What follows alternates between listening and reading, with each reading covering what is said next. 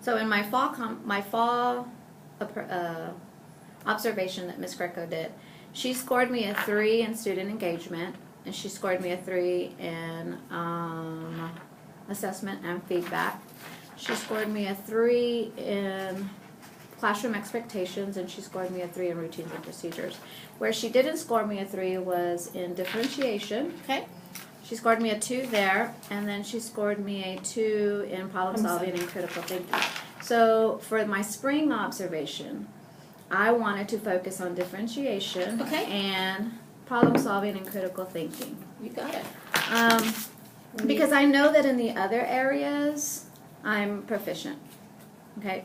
Not to say that differentiation and problem solving and critical thinking are not done in the classroom. It's just that when she came to observe me, it was not evident that that was happening at the time. Got it. Because the way my math lesson flows, at the beginning of the week, we have an engagement piece that focuses on just engaging the students in vocabulary in regards to the skill or concept that they're going to be learning.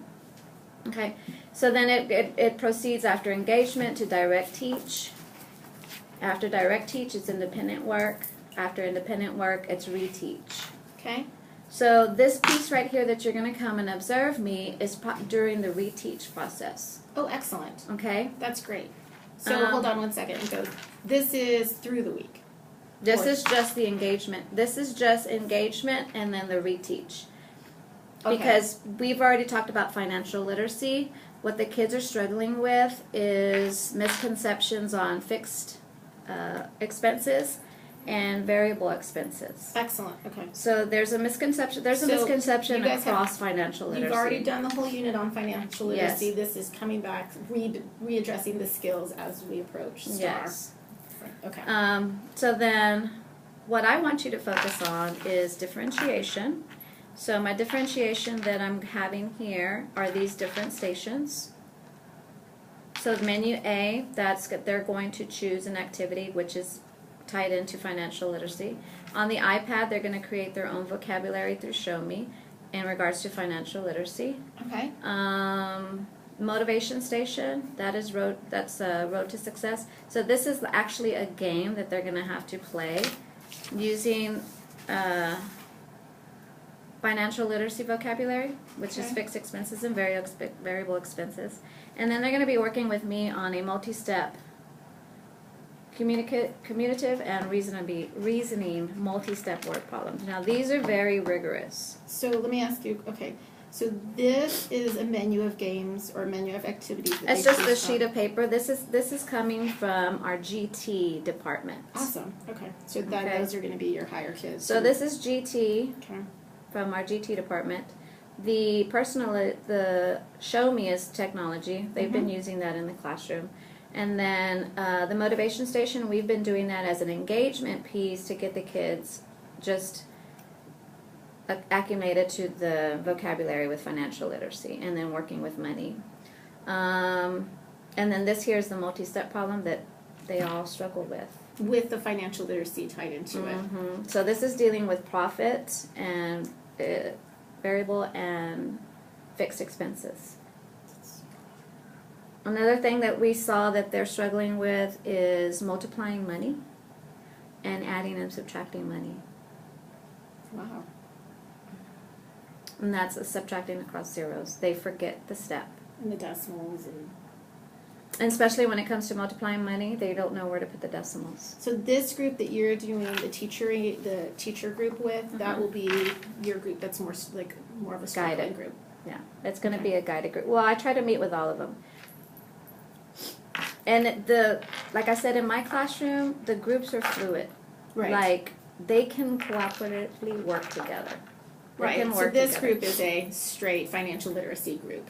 These are the ones that are struggling right here, that are going to come meet with me. They're struggling with just the concept of financial literacy. And you pulled them from the data that you have.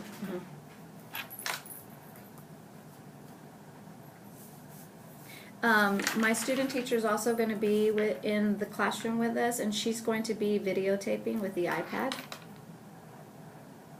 the different groups and how they're working together.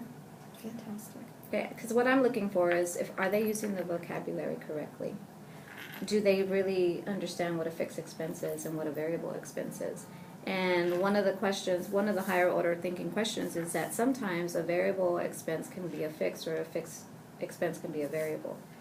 When it comes to your phone usage, your cell phone's not always going to be the same if you go over your data. So that's one thing that I wanted to.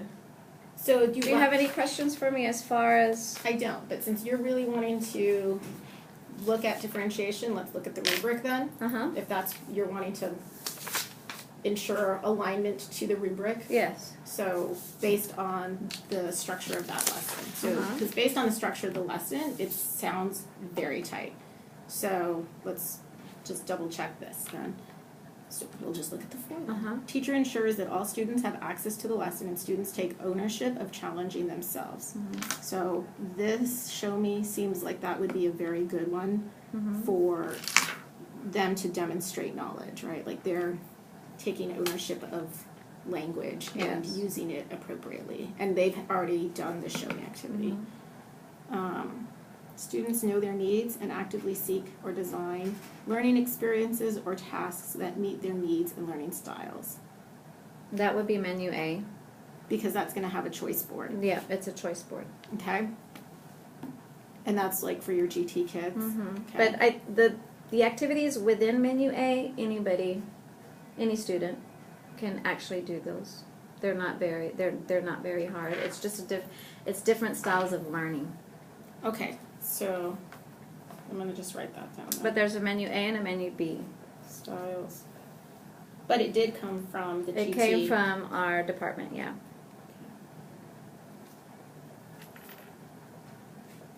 And then teacher provides multiple ways to engage lesson content that includes various learning styles. So that's multiple, and offers personalized instruction according to the student's needs. So when you're working with this group, the guided group, so the next thing that I would have you think about then is if you have kids who are having trouble with adding or subtracting or multiplying the money, what additional scaffold do they need when they're working for you, when they're working with you? So is Mia going to need graph paper, but Joaquin doesn't need the graph paper to line up their numbers? Or does Mia need the just the loose leaf paper turned on its side to work it out, but the other kid should work it out just on the dry erase board? So if this is the piece that you're really wanting to focus on, even within the group, what is it specifically that they need? Each kid needs to access that lesson more successfully. Okay. So, all right. That's something to think about. Thank you. And then, of course, at the end, I needed to regroup and visit estimating and multiplying with money, because I see that that's what they're struggling with. They'll skip that word when they're problem solving, and they'll go directly to the last step. So what's the engagement activity? The engagement activity is just they're going to take the vocabulary words they're going to take fixed expense and variable expense, and then in their group they're going to put them in a T-chart. So they're going to categorize them based on what the expense is. So if it's a cell phone, or is it a phone, or is it gas?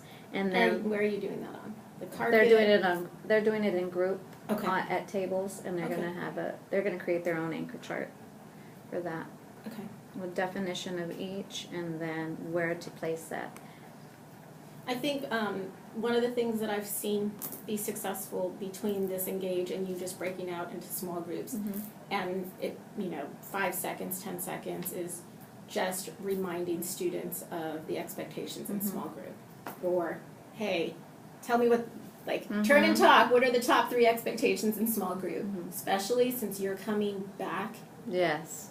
Into the classroom. So that, I think, reestablishing, it's Miss Lopez, it's you, and what are my expectations of how you're supposed to be working, or how we are, how we are supposed to be working in a class, in the group. Turn and talk.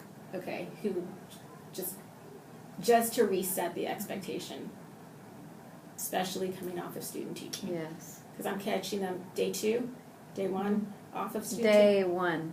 Yeah. Yeah. Even if that takes a little more time, and just to set it up, because that will reestablish the classroom expectations and your routines and procedures. So, okay. Okay, I think that was it, and then this one was for you. Well, let's look. Any other questions? No, let's look at the problem problem solving solving. and critical thinking. So in problem solving and critical thinking, during the anchor chart procedure, the anchor chart where they're going to create their anchor chart, the 2 guided questions was, can either one of these expenses be variable or fixed? Because what they're going to see is that sometimes you're going to spend more money on gas because the price of gas goes up. Okay. So it's usually it can be a fixed, but then it can also be a variable. So there's 2 guided questions along with with them creating the anchor chart. And then as they work through these stations, I'm not sure if they're all going to be able to get through these stations, or you're going to be able to observe all those different stations, because they spend at least 15 minutes at each one. As long as I see at least one group doing those things. Okay, so then let's look at this in terms of how it applies to that. Teacher creates situations that challenge students independently and or with peers to analyze, think critically, problem solve, be creative, and or draw their own conclusions, and students communicate their reasoning process. So that goes with the engagement activity. And then the show me. What are they doing with this? Okay, so show me is they either go to the internet to grab pictures of examples of the vocabulary words. They can type the definition for each vocabulary word. So they're personalizing their own vocabulary word. The sheet of paper that they're going to have has all the vocabulary word for financial literacy. And with Show Me, they can go grab pictures from the internet. They can type. They can draw. It can record their voice to explain what each one is. But it's just a way for them to just. When was the last time they used it? Right before she went into direct teach. So there was. My suggestion would be to do a little half sheet reminder of all the things that they can do with Show Me. Okay. And they work in pairs. Do you have a kid? They work in pairs.